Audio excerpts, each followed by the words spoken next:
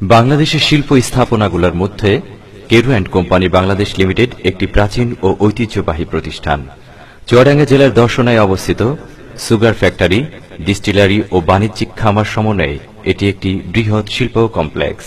1938 সালে mister Robert Rasel Carew নামে ইংরেজ শিল্পপতি দৈনিক 1000 টন আখ মাড়াই ও 18,000 প্রুফ লিটার স্পিরিট তৈরির লক্ষ্যে তদানীন্তন নদিয়া জেলার অন্তর্গত দর্শনাই Carew and company Bangladesh limited নামে এই শিল্প প্রতিষ্ঠান স্থাপন করেন।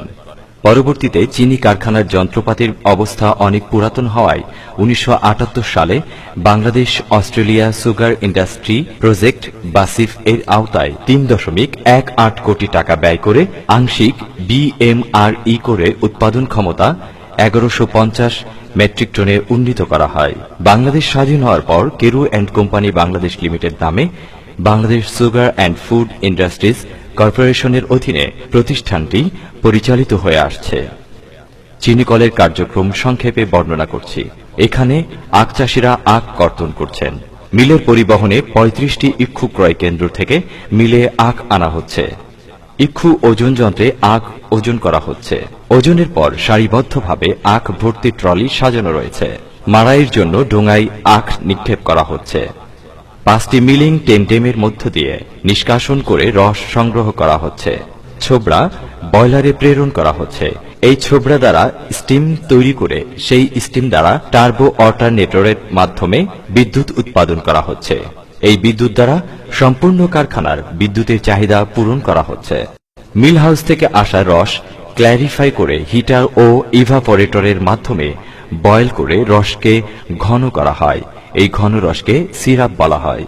এই ট্যাঙ্কগুলোতে সিরাপ সংরক্ষণ করা হচ্ছে। এই সিরাপ প্যান স্টেশনে কয়েকটি ধাপের মাধ্যমে চিনির দানা তৈরি করা হয়। কর্মরত প্যানম্যান চিনির দানা পরীক্ষা করে দেখছেন। এই দানাগুড়ে দানা ও মাদার লিকার বিদ্যমান থাকে, যা সেন্ট্রিফিউগাল স্টেশনে সেন্ট্রিফিউজ করে মাদার লিকার ও চিনির দানা পৃথক করা হয়। এই চিনি কিছুটা ভেজা থাকে, যা হপিং কালে শুকিয়ে 50 কেজির বস্তায় ওজন করে বস্তাবন্দি করা হয়। ওজনকৃত বস্তার নাম্বারিং করে গুদামজাত করা হয়। গুদামে চিনি গুদামজাত করে রাখা হয়েছে। উৎপাদিত চিনি সদর দপ্তরের বরাদ্দ অনুযায়ী লাইসেন্সিগণের নিকট বিক্রয় করা হয়। ক্ল্যারিফিকেশন প্রক্রিয়ায় উপজাত হিসেবে প্রেসমার্ট পৃথক হয়, যা জৈব সার হিসেবে ব্যবহৃত হয়। সেন্ট্রিফিউগাল স্টেশনে উৎপাদিত মাদার লিকার মোলাসেস হিসেবে স্পিরিট উৎপাদন কল্পে স্টিল ট্যাঙ্কে সংরক্ষণ করা হয়। এখন ডিস্টিলারি কারখানার কার্যক্রম উপস্থাপন করছি। সুগার মিলের উপজাত পণ্য মোলাসেসের মধ্যে বিদ্যমান চিনি হতে এককোষী অণুজীব ইস্ট দ্বারা ফার্মেন্টেশন প্রক্রিয়ায় ডিস্টিলারি কারখানায় স্পিরিট উৎপাদন করা হয়।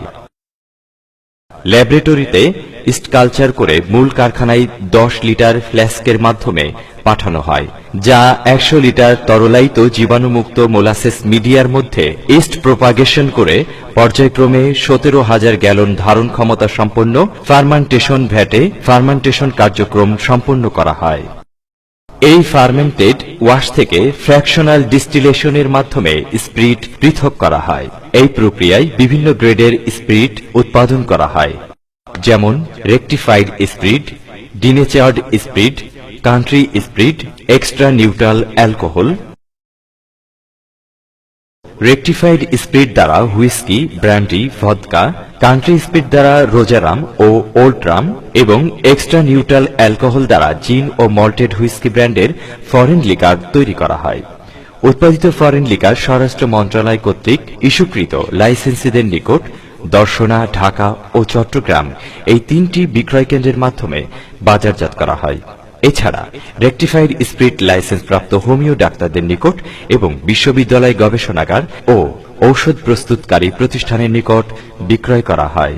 কান্ট্রি স্পিরিট দ্বারা দেশি মদ তৈরি করা হয়, যা মাদকদ্রব্য নিয়ন্ত্রণ অধিদপ্তরের নিয়ন্ত্রণে 13টি পণ্যাগারের মাধ্যমে স্বরাষ্ট্র মন্ত্রণালয় কর্তৃক ইস্যুকৃত লাইসেন্সি তথা ভেন্ডারগণের নিকট বিক্রয় করা হয়।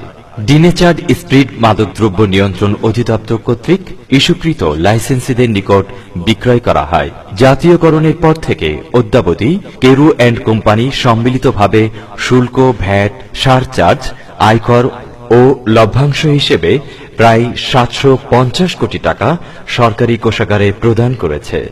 ধন্যবাদ।